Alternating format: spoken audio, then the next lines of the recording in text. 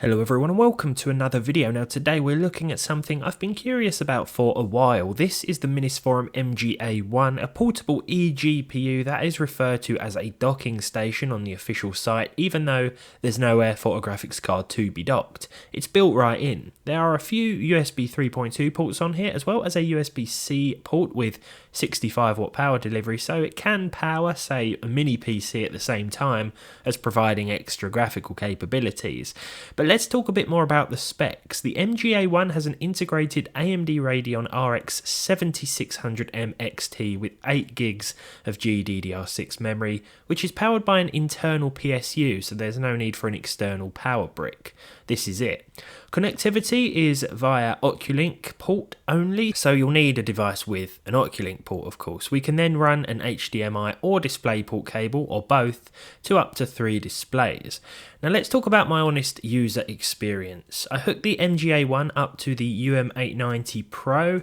Now at first I connected the PC itself to the dock via the 65 watt USB connector, but for some reason this limited the UM890 Pro to 15 watts. Considering it will usually consume around 50 when connected to its included power brick, this setup meant a less than optimal experience.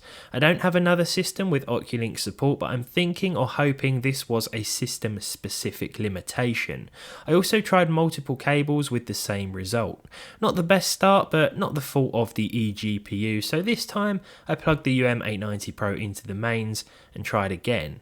Here's how it looked on my desk. We have the mini PC connected to the MGA1 via the Oculink cable, and then HDMI running from the MGA1 to my monitor. Both pieces of hardware are being powered independently, and even side by side we've ended up with a tidy space-saving setup, though one that will appeal to a more niche market for sure.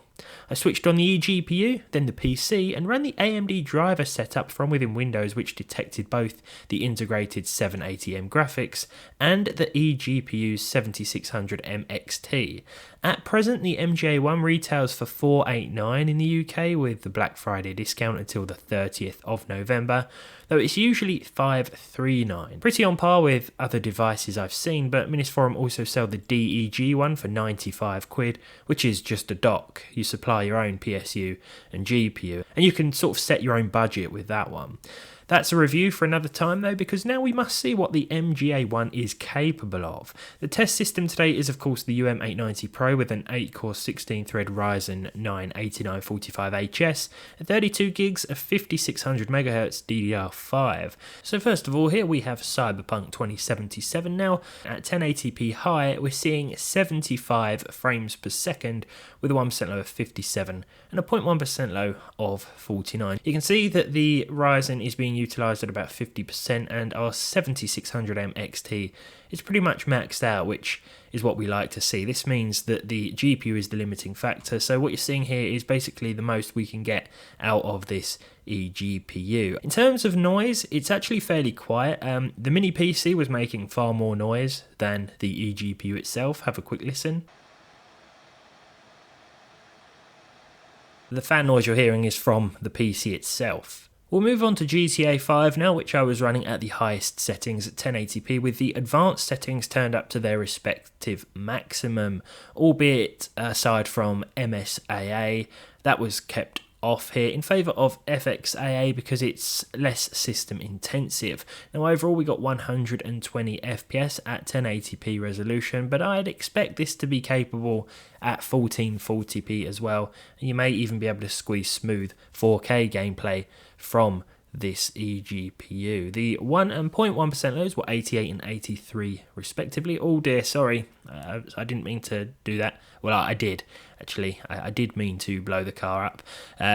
But yeah, even during these explosive scenes our frame rate is holding pretty steady, which is what I'd expect from GTA 5 because it is an older game, so no issues here.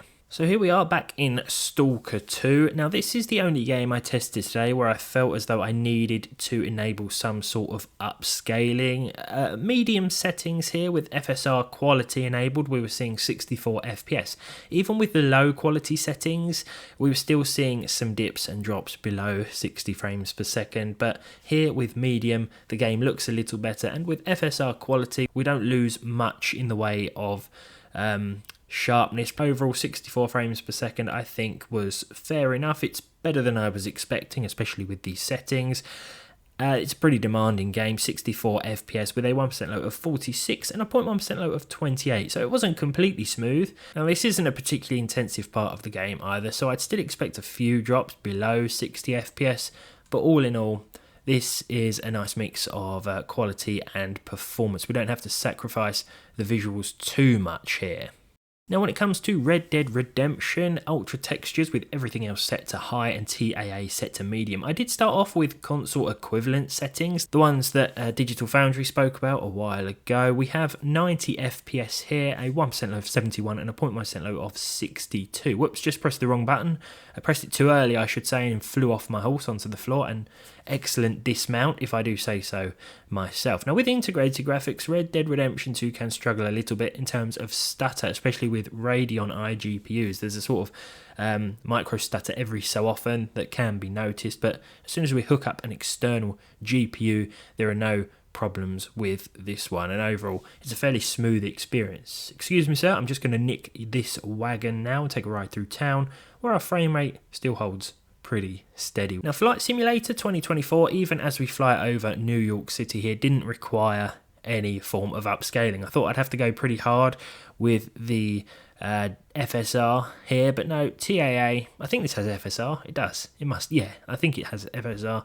If not, we can turn the resolution scaling down, but TAA, native, medium, 61 FPS. Of course, it wasn't without its flaws, but I don't think the drops matter too much in what is a slightly slower paced game. As you fly closer to the ground, the frame rate will drop a little bit. If you look out the cockpit window, the frame rate will drop a little bit. It's just part and parcel of this Flight Simulator title. I remember the same thing happening with Flight Sim 2020 as well, but with these settings, it still looks fairly respectable, medium I think, and performance-wise, I'm pretty happy with how it did. Now, not many issues for Fortnite here, even at high with Nanite and Lumen enabled, plus TAA. We certainly didn't have to use these high settings. In fact, on this online competitive shooter, you're probably going to want to lower things a little bit, just to get as high a frame rate as possible, but it's nice to see that it is capable of running with plus 60 FPS with some of the more fancy effects enabled. And as you can see, I was still able to remain somewhat competitive. I'm pretty useless at online games, usually. CS2, horrible at CS2, but when it comes to Fortnite and Call of Duty, I'm not too bad, surprisingly. Yeah, as you'll see from the next bit of footage too. Okay, so here we are, Call of Duty Black Ops 6, 1080p Ultra. Every so often there was a little spike in the frame time graph. I was just saying how good I was at this game and I've just been wiped out within the first 5 seconds. Not good. We could probably do with dropping the settings ever so slightly to maintain a plus 120 FPS if you have a high refresh rate monitor, of course, but for 60 plus FPS, absolutely no problems with higher settings here. I just went with Ultra because I thought, can it run? And there's no issues even with the 7600M XT, which I haven't had much experience with in the past. In terms of pricing, I think it is quite an expensive device, of course. It doesn't seem much more expensive than other eGPU offerings. It's a shame we do just have that Oculink port as opposed to other connectivity options as well. Of course, if you're working with a tighter budget or you want to set your own budget, it's worth looking at the other eGPU options as well, where you just get the dock and then you can add the PSU and GPU whenever you like, and you can add whatever you like to it. So we're going to finalise with CS2, the game I was just saying I'm absolutely horrible at. High settings with no anti-aliasing here, so FSR was turned off. Of course, that's been the case unless I've specified that throughout this video, but we only really needed it in Stalker 2. 230 plus frames per second here for this one at these settings, with a 1% low of 114 and a 0.1% low of 25. So no issues as I was expecting. It certainly makes a nice improvement over the 780 Ti GPU, which in itself is impressive, but it's nice to see what this external graphics card docking station can do. I've just been interested in checking it out for a while. Price wise, it's totally up to you, of course. There is a deal on until the 30th of November. You may be watching it after that date, so it's probably gone back up to normal price. As always, you're always better off building your own gaming PC, aren't you? If you don't want to move it about, you have no interest in portability, but something like this that you can pick up and take with you and then plug it into a supported laptop or mini PC the other end, even if you took both parts with you and then set it up in like a friend's house or something. Yeah, I can see the usage there, but you know, it's still pretty niche, isn't it? Most of us are playing at home on desktops, I think, but it is always cool to see products like this get released, and the fact that they exist and give people those options is a pretty good thing in my opinion. But there we go. Let me know your thoughts down below. Thanks for watching, and I'll see you next time.